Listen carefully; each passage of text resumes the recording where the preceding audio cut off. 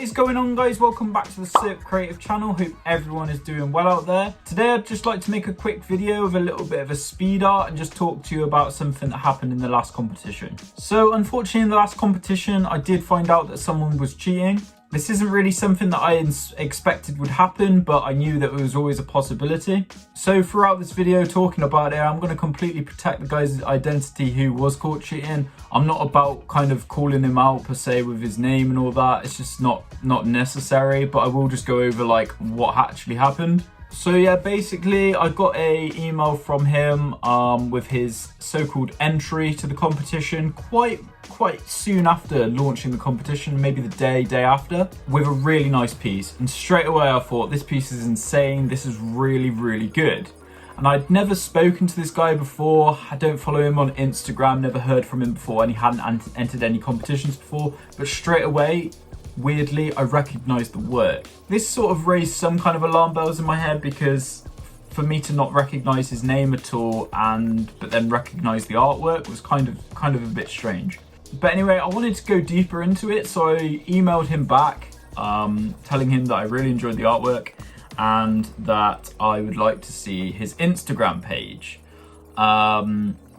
He gave me his Instagram account and I went to look on there to find no posts, which again made me a little bit cautious as to why is he producing such great artwork but then not sharing it on this platform. I then further thought about it and thought, I don't want to assume this guy is cheating and rule him out of the competition completely, because if he isn't cheating, then, you know, that puts me in an awkward position, the fact that I've cut someone out just because I basically think they're cheating, which is unfair.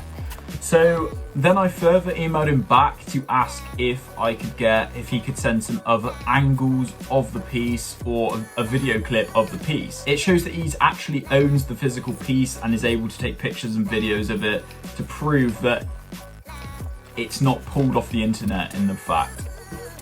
He wasn't able to do this.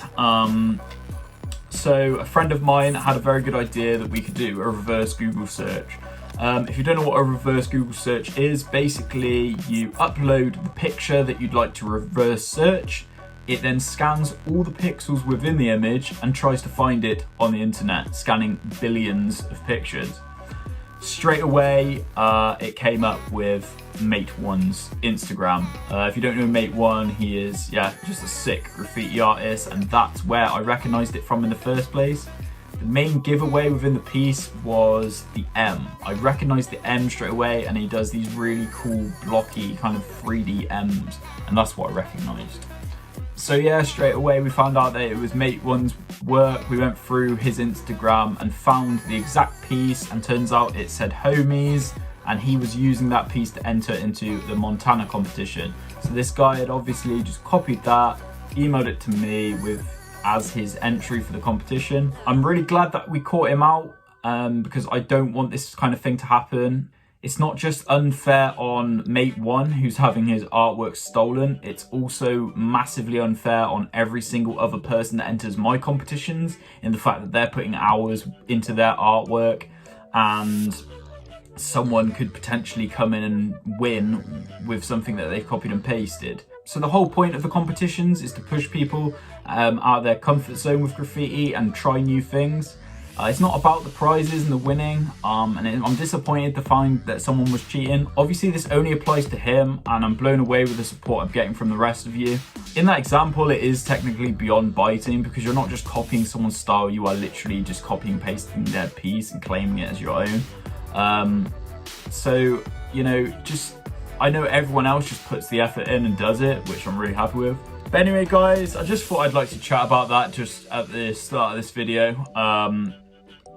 Kind of bothered me a little bit, but I'm glad we caught him out and it won't be happening again. But yeah, anyway, this is the little speed art piece that I'm doing here. It's a little cert piece. Thought I'd go with a bit of a straight letter and then just sort of develop the edges and develop the extensions on it to make it a little bit more stylized. Went with a vanishing point 3D here with the pinks, and then a drop shadow on the whole thing with the grey.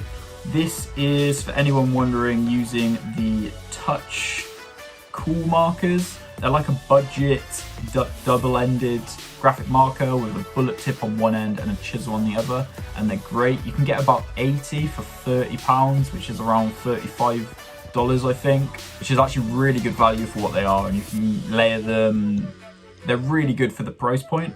Outlines, using the same one of those in black with some Uniball fine liners for like the sharp edges.